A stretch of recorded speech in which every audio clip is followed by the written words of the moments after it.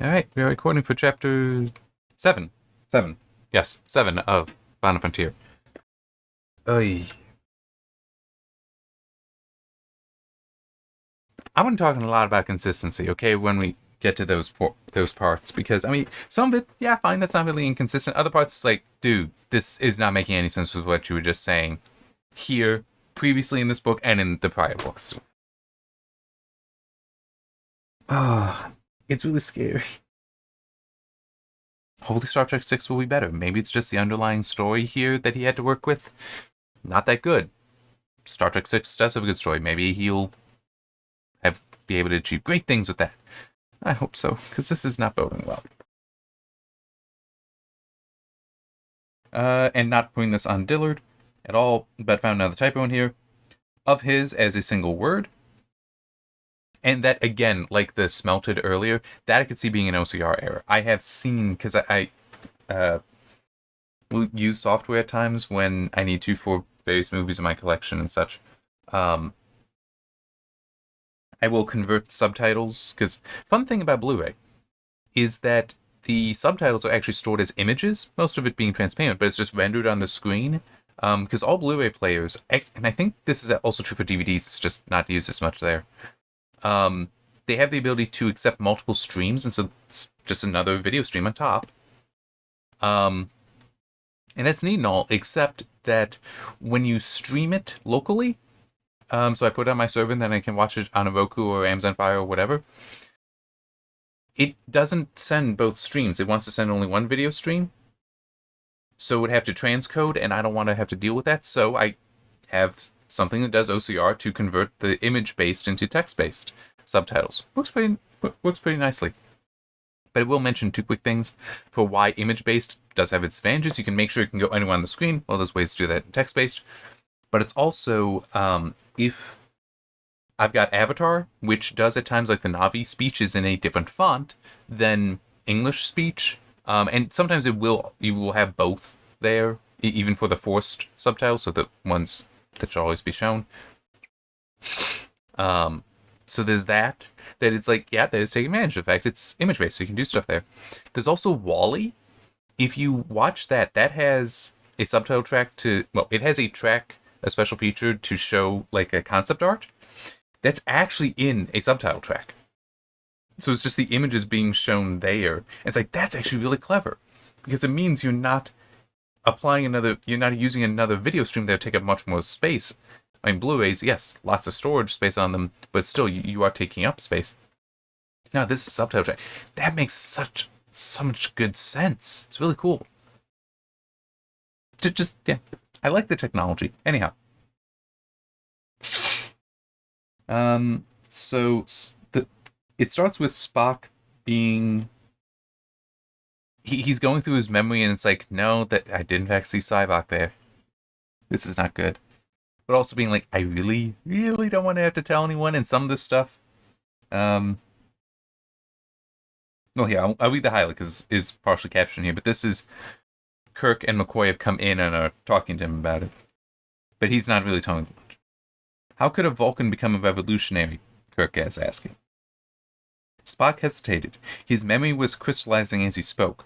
These were things of which he was forbidden to speak to outsiders. These were things of which he was forbidden to speak to outsiders, even to uninitiated Vulcans. Cautiously, he said, the knowledge and experience he sought were forbidden by Vulcan belief. He half turned to face Kirk. The captain was frowning. Forbidden? I thought the Vulcans were a tolerant race. He clearly was not going to stop until he had a satisfactory explanation. So there's a couple things there. But, yeah, so this is actually banned to talk about. It's like, now we do get the explanation later, but it's still... Okay, this is part of the reason why Spock is so uncomfortable, but it still is one of those...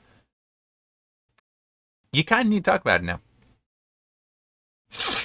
But it's also, I thought the Vulcans were a tolerant race.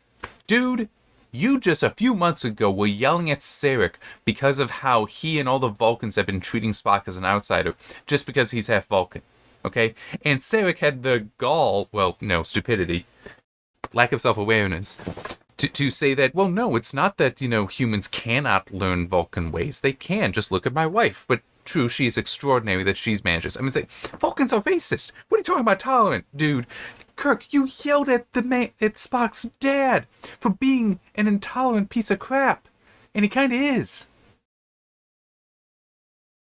I mean, as I've mentioned before, yes, Vulcans are racist. But it's they believe themselves superior to everyone, and so they see normal people as being incapable of superior things. That is a form of racism. It's not as bad as some. There are worse forms. Obviously, not being racist would be best, but a worse form, to help explain that, is to believe that those not like you are inferior to you. So it's like, if you think you are normal and you are racist, that then whoever you're racist against, you believe is inferior to you and is incapable of normal things. That is definitely worse. Definitely worse, because it's saying y'all inferior versus just I'm superior. Totally different mindset, and can definitely be a lot worse. All right. But yeah, hang on. Let me also check my notes, because I know I put various things in there.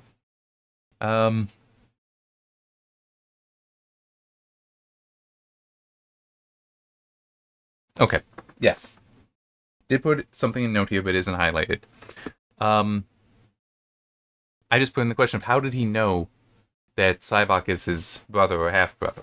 Because that parentage, she kept that a secret. Sarek did not know. Yeah, and we do kind of, sort of, not really. I don't think it's acceptable. Again, explanation. Oh yeah, but there was also Spock mentally saying to himself that he at one point considered Sybok closer to him than even Kirk and McCoy. It's like, I get brother and all that, but for a time, you did not know he existed. And also, yeah, no, I'm just not comfortable with him thinking that closer than Kirk. It's like, dude, that's been talked about so many times in the novelizations, that you two are so freaking close that it's like, it is known to happen, but it's incredibly rare that a Vulcan and human will form a telepathic link because they are so close to each other. It's like, dude, you two are exceptions. Sybok's just your brother. I mean, not to minimize the actual being your brother or half-brother, but still is. The Kirk-Spock relationship is so significant.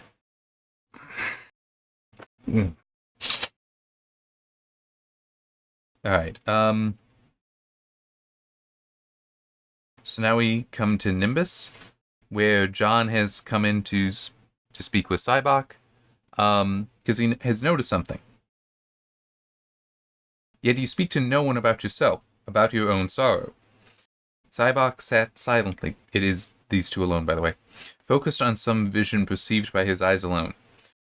John waited until, at last, the Vulcan answered without looking at him. I've been given the grace to bear my own sorrow. Now, eventually he does open up, but I still was making the note that, John, this is a red flag. Okay? Because this guy, Sybok, is essentially, well, he's getting into your head. He is demanding and compelling honesty from you, your secret pain, that you commit that to him. But he is refusing to offer to you. This is not a good sign. This is dangerous, because you need, for the kind of devotion he is getting, there needs to be honesty. There needs to be that communication. It's like, this is very much a cultish thing to do, where the leader is allowed to not act also as one of the members, is separated from them, and it's like, yeah, John, this is not good. This is bad. And to be now, he does eventually open up it and let John in. It's like, all right, well, that does erase that, but it still is this. I've been given the grace to bear my own sorrow. It's like, okay, well, also by that same logic, then all these people should have been allowed to refuse you. That how do you know that they don't have that same grace? I mean, so it is. He is compelling people to do this for him. He does not, and he's like, I just don't need it. It's like, how do you know all these other people need it as well? I mean, it is still significant cause for concern, his behavior there.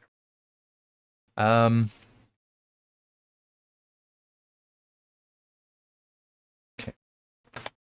So now moving on a little bit.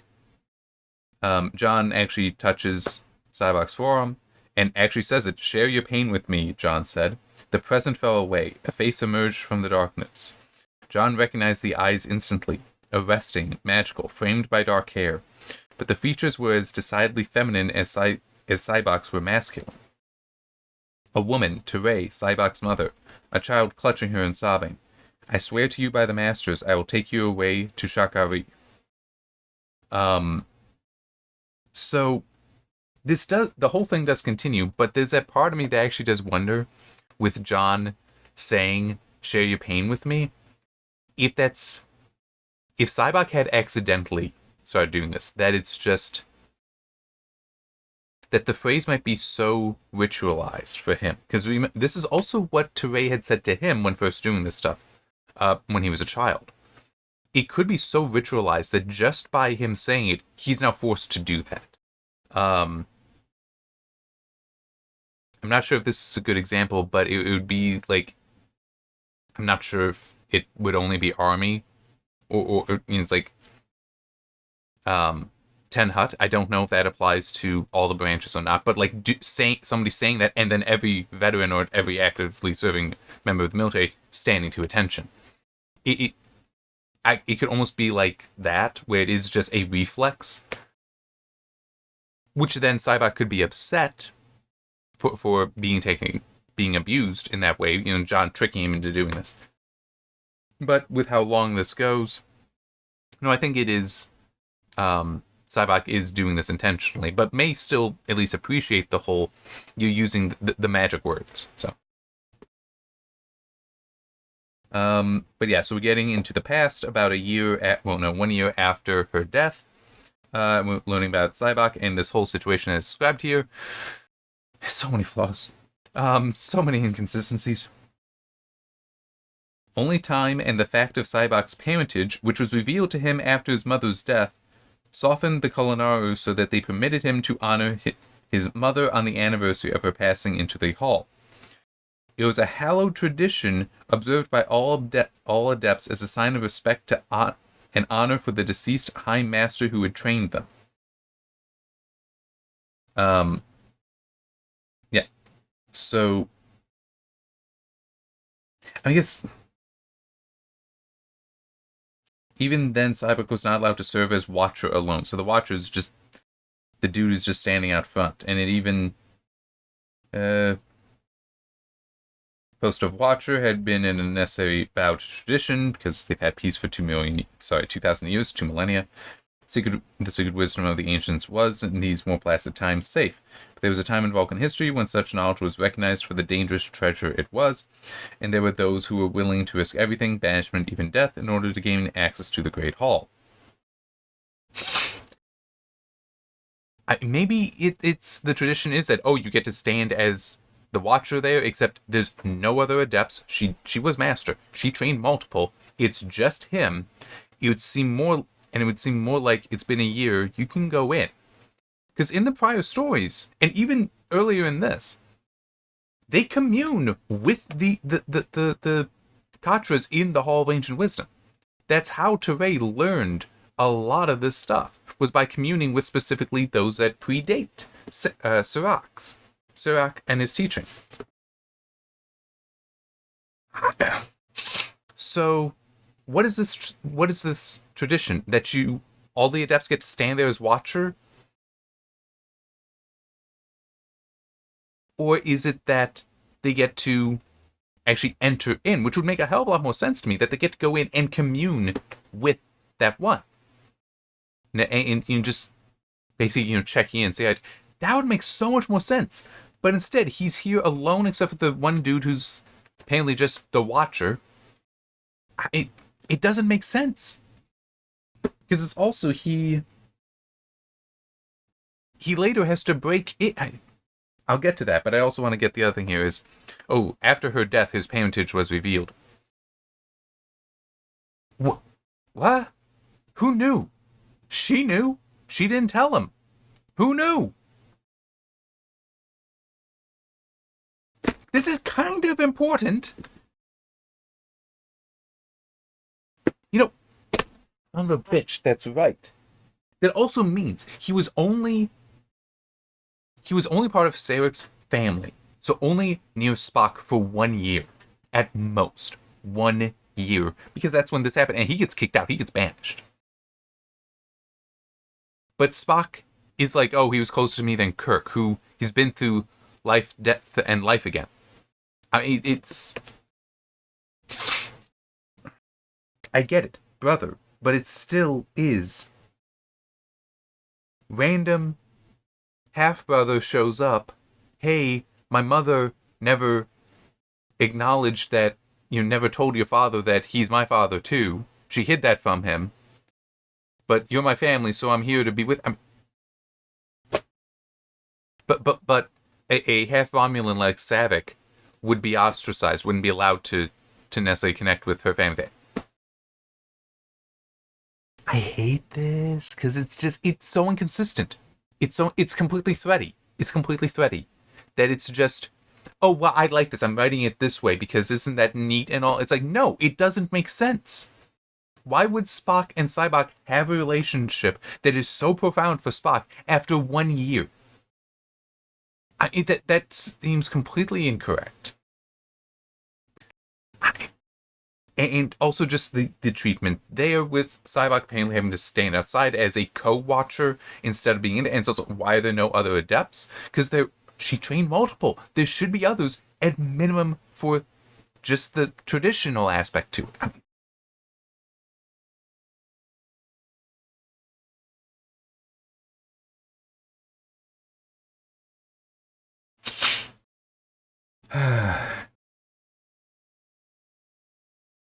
Does mention here that it's like, he doesn't mind being kicked off Vulcan with her death. Nothing matters to him. Which is also interesting because it does mean then that... Yeah, there's also that whole thing. He doesn't feel any connection to Sarek. He doesn't feel any connection to Spock. So good job, Spock. You have all this love and affection for your half-brother who you didn't know existed until one day he came into your life and a year ago he left. But you also apparently meant so little to him that he's like, nah, I don't even care. I'll leave this family. It's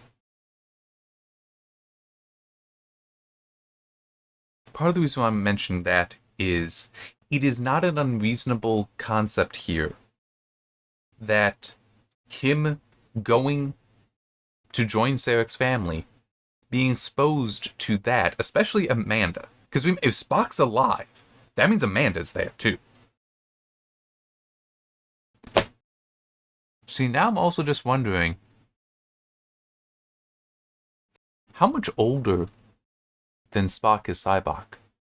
Like, is it possible that this was also an affair that produced Sybok? That an adulterous affair that Sarek was married to Amanda?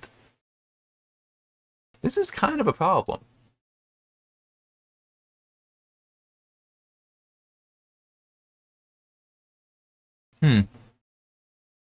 See, and I'm also just trying to think. We don't really have a sense of how old Sybok is at this time. Yeah, so not sure. Anyway. But it would make some sense that even despite what Teray said at the end of the prologue, that with this they'll never convince you otherwise, you'll always be mine kind of thing. Him getting to spend time with Sarek, with Amanda, and with Spock could potentially have changed him. And we're just going to be like, nope, none of that. Because remember, as I've said, Vulcans are racist. Part of the reason, I believe, is that they need to justify their logic religion, that if they lack that then they are just passionate, slaves to the passions, will destroy everything. Yeah. But he could, and it even does mention, Spock mentions this with Kirk, that Cybok felt that it was not logic, but by giving into those emotions that you can achieve enlightenment, more or less. That wasn't the term. I don't remember what it was. But it's like, Cybok would find then Amanda, a human, fascinating.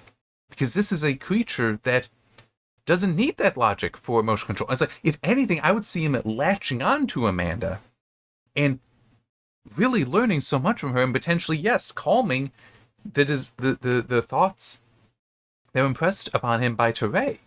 So that's very not necessarily giving them up. Not necessarily giving them up. I'm not saying that. But could at least calm them such that he's not going to be what he becomes. So, yeah, it's... Yeah. He would sacrifice himself and meld his consciousness to hers, Teray's, and begin their quest. Okay, so you're going to walk into the hall, however it is that you connect with the Katras there, you communion with them. He's going to be like, okay, actually going to pull you in here, we're going to be in there together. Okay. True melding's I have something else I need to read here, but melding one's mind with a disembodied Katra was considered dangerous, reserved only for the gravest emergencies, as it could lead to madness. But Cybok was willing to risk it all. After all, his mental control was superior to that of the average adept. He doubted he would go mad.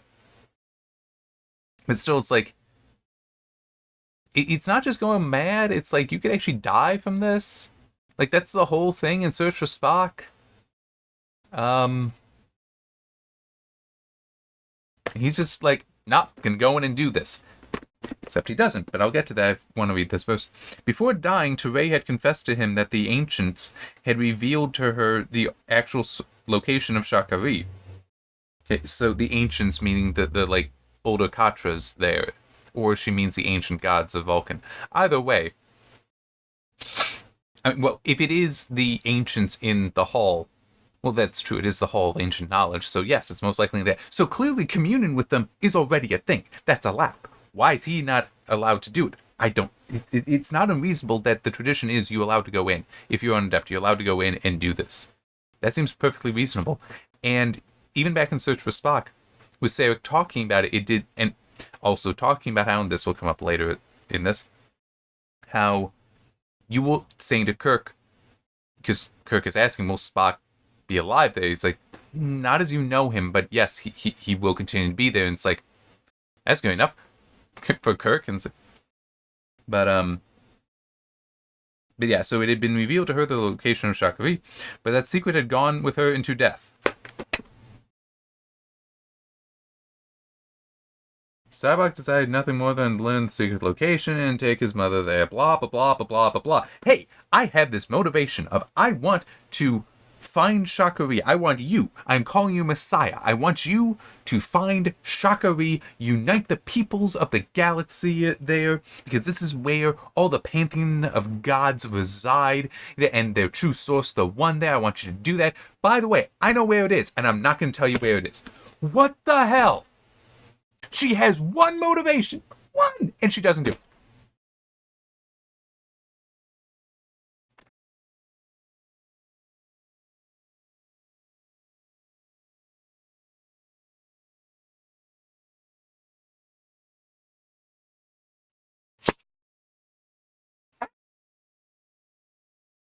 Hey, I have a motivation to read this book. I'm never going to open it.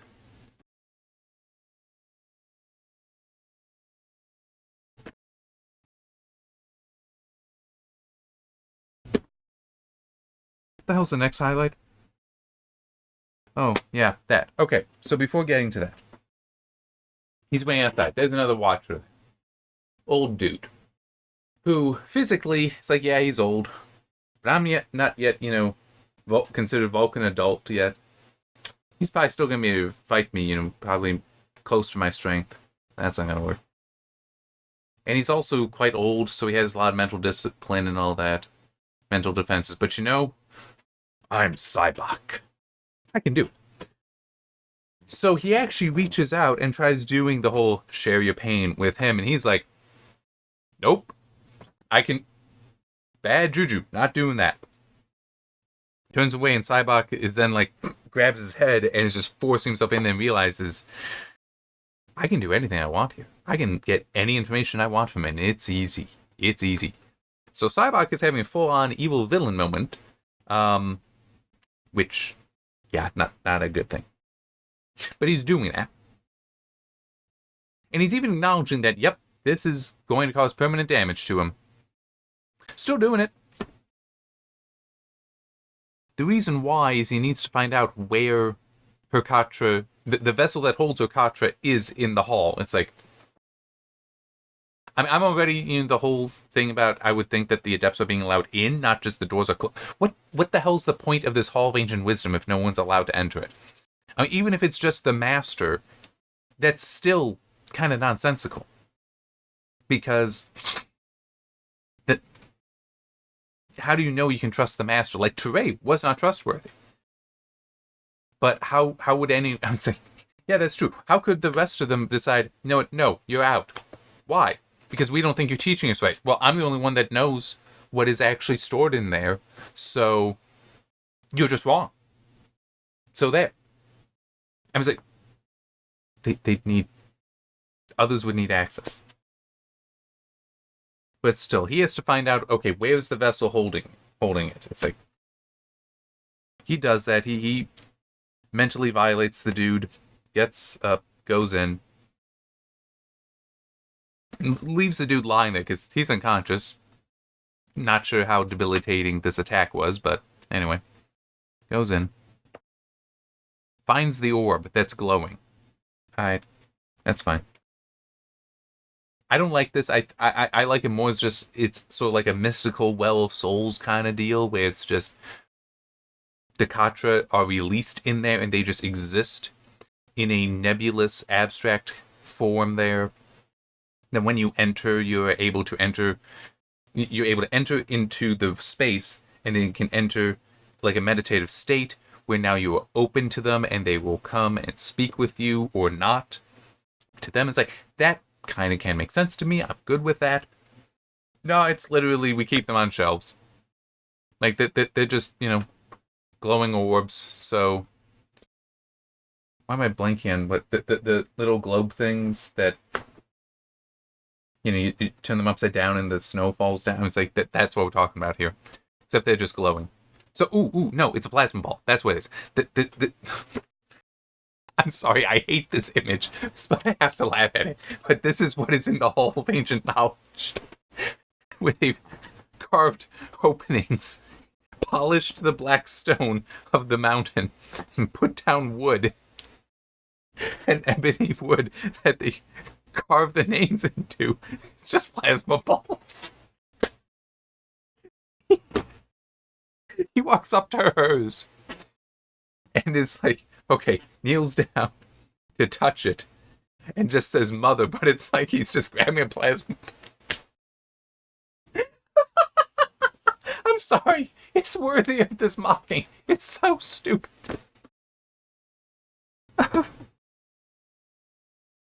So he does that and immediately gains a sense of her love for him, and I don't remember what it's not far from where this is. Yeah. Sheev, which is the word for Messiah. And he's then like, I have come to keep my promise to you, mother. Tell me where Shakari is, and I will take you there with me. And then she shares with him the complete vision that she saw for it, which she had years ago, but yeah, I mean, it's just... So apparently Sarek was lying, that when you commune with a spirit, with a Katra in the Hall of Ancient Wisdom, no, they're just there. Is that person there? He lied to Kirk. Or this is not a well-written book. That is inconsistent with what has been stated previously in the prior books. I mean, I get it. The whole novelizations technically need to be most loyal to the movie, but it still is. This scene is not in the movie. You have some freedom there, and hey, why not try to follow what was in the prior stories anyway, the prior novelizations anyway? I'm saying, even in Search for Spock, Saavik still felt a lot like Book Saavik. Not always, but still felt a lot like Book Saavik.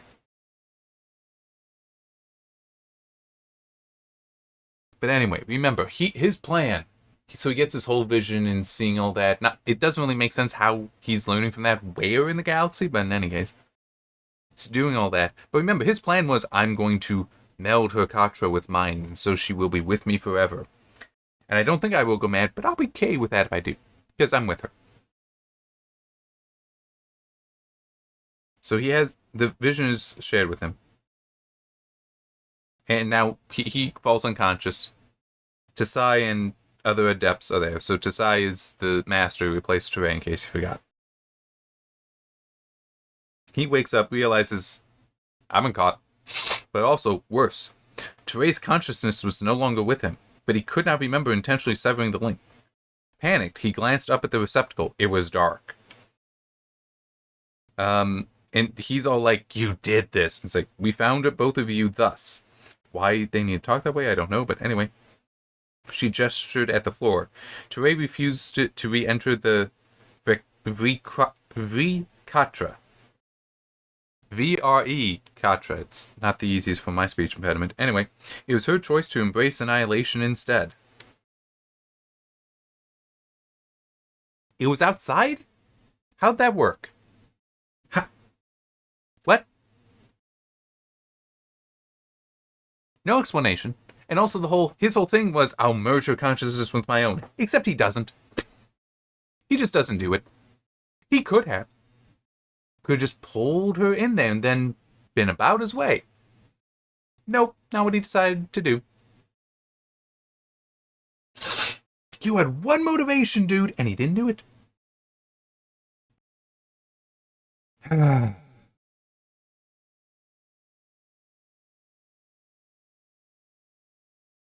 I need to look over my notes. A lot of this is exactly what I've already been rambling and ranting about.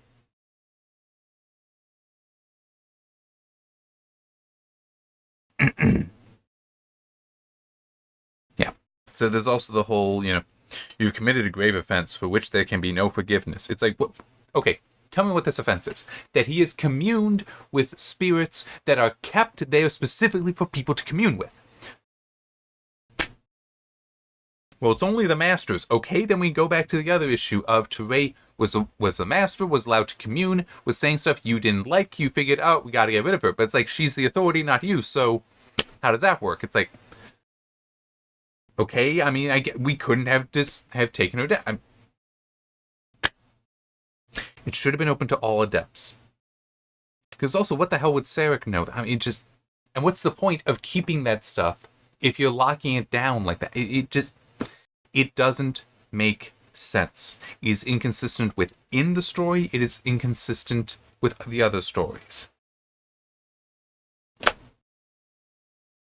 It's just so frustrating. Because I'm sorry, I'm reading this and I get frustrated not just because I'm seeing these inconsistencies, but even without necessarily the words forming in my head. Sometimes they do. Crap. I know there was an example before in this story, but I know also in the other ones where it's like, I literally write out what it is that you could say, like the whole in Voyage Home. Spock mind melding with a dolphin, and the dolphin somehow knowing whale song, despite it being 2 centuries since since the last whale song was heard. So the dolphins therefore must be able to recreate this, which means that the dolphin should be able to communicate with the traveler. None of this is healthy for the story. It's all bad. And it's like, I rewrote it then of just, he had the experience being rescued by a dolphin. Not doing the mind meld thing. That's creepy. But not doing that. He instead just decides to look up the marine mammals of Earth because, that was interesting. Finds the humpback whale. Listens to some of the songs. That's how he gets. Works perfectly. It addresses the issues. And it's like, like I said, I'm reading it. It's like, I'm getting frustrated. It's like, writes it out. This, not as much, but it still is the whole, you could have it where he does in fact want to go in there and just commune with them. Other adepts had already gone in and do that on the anniversary of her death, which, well, it actually says that her Katra was pulled out unceremoniously, which doesn't seem all that appropriate, but in any case. And he just decides to go in alone. He waits to enter alone and do this without them. And in a way, that's actually really more interesting, because then you could have him communing. For one thing, without anyone watching to be aware that, oh, something's off, but that he tries to commune specifically with her, but instead is getting the other Vulcans as well. Like, you could have some screaming at him and, don't listen to her, this is evil, this is wrong, all that, like trying to sway him away from her. But also you could have some of the older Vulcans that she was being swayed by. He could also have his own first vision with the One, or whatever the hell we're going to call the dude at the planet. It's like, you can do that such that it's like you're seeing his own temptation as he's getting this revelation, but you're seeing these different sides. That would have been so much more interesting. You're not doing the plasma ball bullshit. It's just, this location has this Well of Souls ability, design capability, whatever the hell you want to call it. But it's like, you can do it. That could be so much more fascinating. So much more fascinating. But instead, we get plasma balls.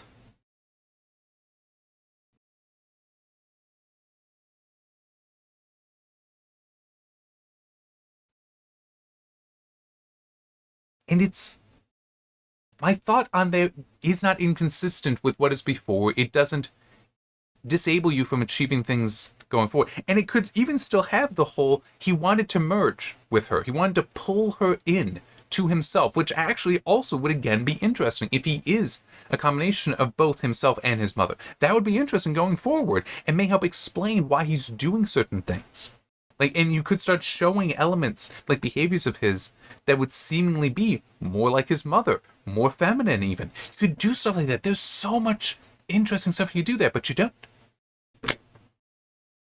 But it could also be maybe he's trying to do that, but the other Katras are reaching out and somehow blocking, somehow trying to interfere. You could even have some trying to enter Cybok's mind into themselves to be like, no, I will give you the true knowledge. Okay, fine, you don't need to accept the logic, but I will tell you the truth. Like, you could have stuff like that going on there with you had this contest of wills going on there. It could be so fascinating. And also they could be reaching out to adepts in the area and trying to be like, hey, you gotta come here, this is bad.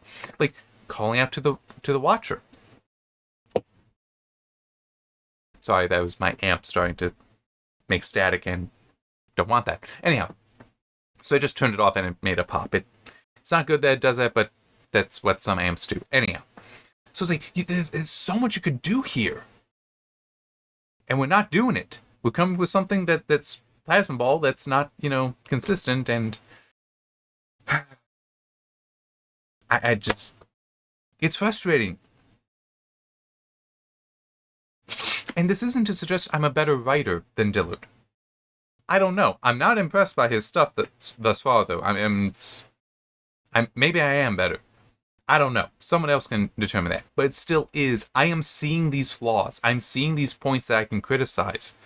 And I'm able to come up with at least an approach that solves some of those problems. That does frustrate me even more. Where it's like, maybe I'm not better than you, but I'm still seeing better solutions than you have in this. Then we get this, and it's like, oh shit. This is potentially turning things curiously. So John eventually wakes up, because this whole thing has just been like the mind meld, which Cybok's apparently his pain is just he made this promise to his mother and he isn't able to keep it because her Katra was lost. We don't know why she decided to do that, why he decided not to merge with her, but whatever. Moving on. So John now has seen all this. John's home planet was ruled by Romulans. He spoke their language and knew of their legends. The name Teray came from Rhea, the ancient goddess of the underworld of death and bereavement. Shit. That was a Vulcan name. Her parents gave her that. This could be interesting. There's potential here. I doubt it's going to come to anything. But the fact that she is named for an ancient goddess of death, bereavement, and the underworld, I wanted to emphasize death there, is a little troubling. But it also maybe will come up with something else. That later on we end up discovering that there is some sort of ancient legend concerning her, a myth concerning this Rhea character that basically Teray lived out, and perhaps like Sarek has a role in there. Like you recognize him in it. Cybok maybe recognized him. That's actually an interesting concept. I do not believe we will find it, but maybe we will. That would be nice. I'd like to find it because it is an interesting idea to try to have it reflecting it. So this is in fact prophecy, or not necessarily prophecy, but repetition of something that had happened before. That would be neat. But I have my doubts because I'm sorry. I'm not being impressed by this, Dillard. Please impress me with Star Trek 6. Please impress me when I get to that novelization. See you next time.